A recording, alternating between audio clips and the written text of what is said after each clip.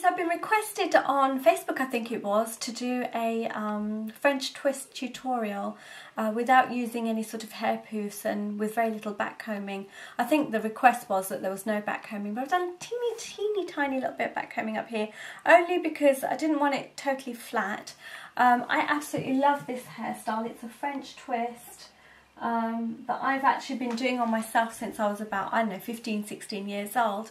I used to do this for weddings and for any occasion really, and when I'm at work I sit there playing with my hair. I always end up with something like this. Pencil goes through and it stays in place for quite a long time. If you're going to do it, don't be afraid of using more pins, especially if you haven't got curly hair, if you haven't prepared it by curling it, or if you've straightened it and you've got super smooth hair, then it's more likely to sort of slip away. So don't be afraid to use too many pins. But if you're going to do the style often, you'll probably find as you get more used to it, you're using fewer pins. So don't feel like, oh, you've used way too many more pins than I did. I certainly used to use lots and lots and lots of pins when I first started doing any hairstyle. And of course, as you get more quicker with it and more experience, then you learn how to lock pins together, so you've got much more hold in those grips. I also haven't used any hairspray at all. I used mousse when I curled my hair yesterday, but absolutely nothing since. To start with, you're going to want to have something in your hair in order to allow it to for the style to stay and hold all day. Now, if you can create a honeycomb effect without backcombing, that's really good, especially when you're doing it on your own hair. It's going to get a bit hard to backcomb the back of the hair sort of in the direction that you need it to fold into, and you also don't want to backcomb your hair as much as possible. So having curls like these are ideal because the hair kind of locks into place. If you have super smooth and straight hair to start off with, then it's going to be a lot more tougher for it to stay in place without backcombing, and you're also going to need a lot more pins. But to do mine today, what I've done is I'm actually using the curls that are in my hair from yesterday. Yesterday was Christmas Day and I'd curled my hair up in heated rollers, and the curls have stayed in. I didn't have any backcombing, the body's kind of gone. So I'm just going to add in a little bit of height. I'm going to split my hair from the top.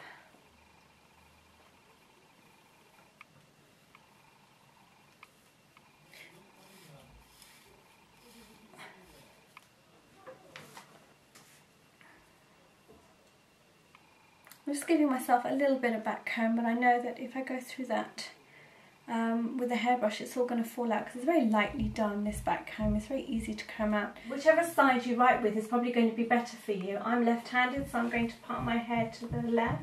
So I'm just bringing my hair back with my fingers over to my left shoulder.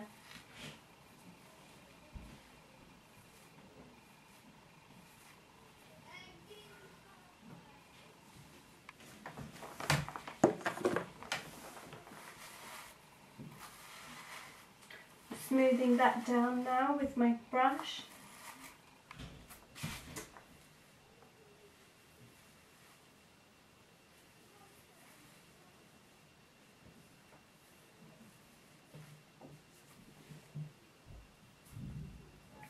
Where the middle of my nape, the nape of my neck is, the middle of that area, I just want to crisscross some pins in a sort of an upward pattern.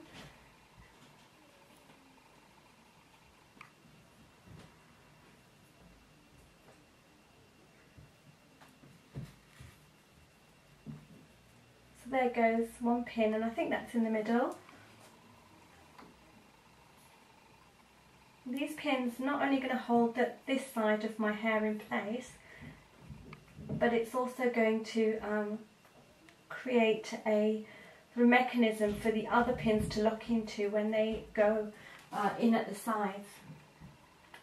You can use long and short pins, it doesn't really matter, these are all going to get covered. You want to go up to about here, I think. So where have I gone? I think one more small pin would be fine.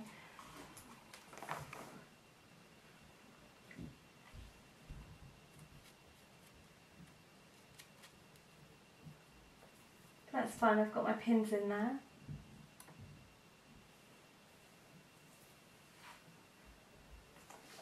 And remember, if you want your, if you're not left-handed like me, you might want to pin these in the opposite direction.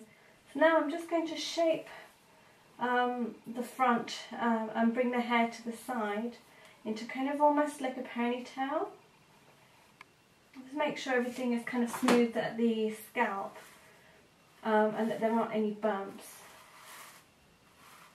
But then again, if you like yours to look a little less neat, then that's fine, you don't have to. And all I'm going to do is, I'll start that again, take my left hand and I want to bring the hair within this area here.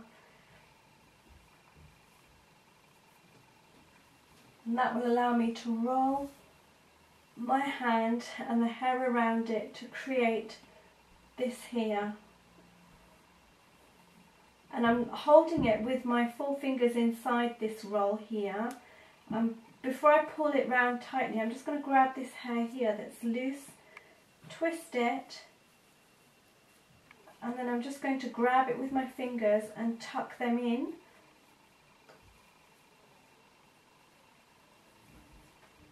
And then I'm going to use my thumb and my fingers just to roll that in very neatly.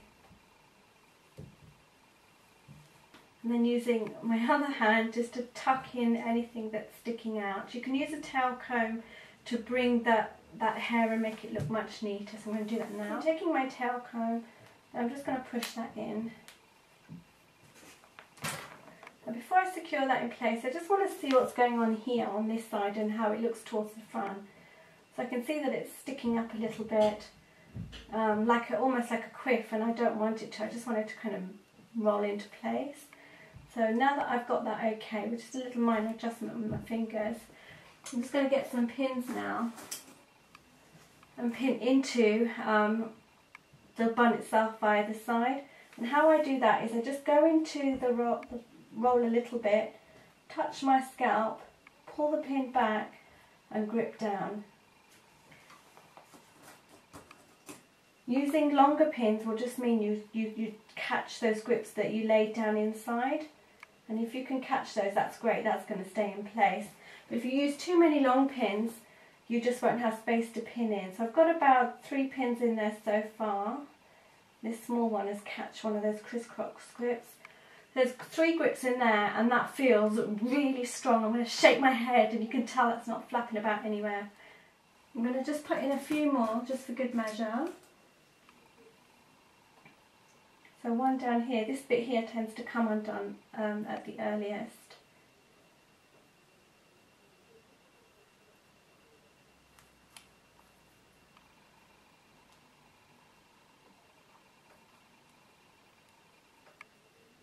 Now you can do this much looser when you've got curls placed in, but I like mine really super smooth. And if you don't have long hair like mine, you can always use a sausage in there, lay that over those clips and then wrap the hair around and tuck it inside that sausage. Just makes that action that you do a little bit harder.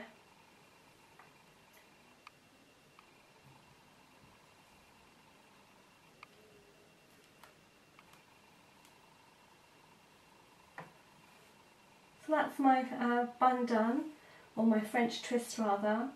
And you can just adjust it now to suit. So from the side here I can see that it's sticking up a little bit and it's not quite merged into one sort of, I don't know how you would describe that, but I just feel like I've got a little puff here and then I've got this bit going round, which I don't want. I just want it to kind of just sweep over to the side.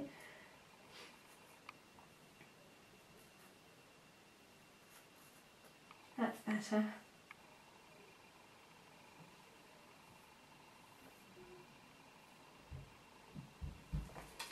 So you can hairspray that if you like. I never need to hairspray my hair. I'm allergic to it. It makes me itch and makes my hair greasier quicker. I just don't enjoy hairspraying my hair.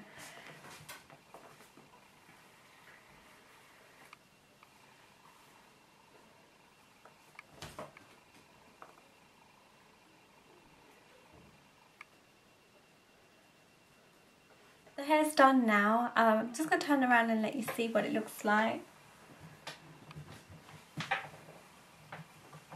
super glossy, super smooth, and I'm super stuck in my chair here. It's a super elegant, super wonderful, beautiful hairstyle. I've always loved doing the French roll, and it's actually one of the first hairstyles I learned properly as a 16 or 17-year-old. And yeah, I used to actually go to Navratri and to weddings with a French roll in my hair.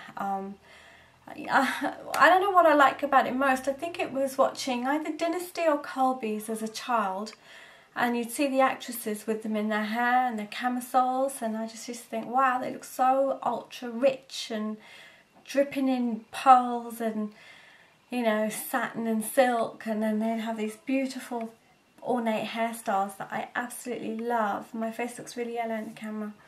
Please do hit that little box up there, the one that says subscribe, and leave a comment below. It really make my day. It means the world to me. Thank you.